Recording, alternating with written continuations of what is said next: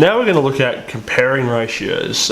We would compare ratios essentially to see which is the larger ratio. So say we were given the 2, 3 is to 5 and 2 is to 3. Well, you wonder, how do I compare those? Now, we do what we've done when we've been working with a lot of ratios, and we convert them to fractional form first. So this one here is fractional form.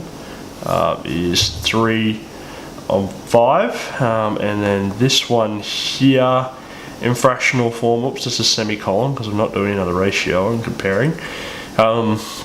This one would be 2 on 3, just like that. Now, how do you compare them? Well, if you're looking at two fractions, all you would do is, if you wanted to compare two fractions to see which is bigger, is you would give them the same denominator. So it's the same thing we're going to do here. So I can tell that that the lowest common denominator for these ones is going to be 15. Now, if you didn't know what the lowest common denominator was, you could just multiply them 5 times 3, and that will give you a common denominator that you can work with. However, let's just go ahead and use these denominators here.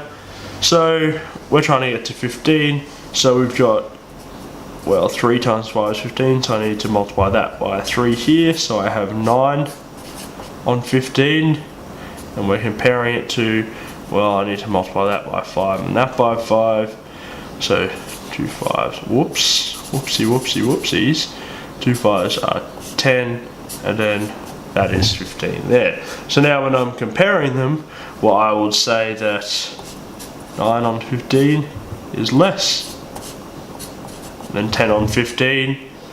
So therefore, 2/3, so this ratio here after, or before we did all this conversion here, is larger than, what's our other ratio? 3 is to 5. So pretty straightforward stuff. Yeah.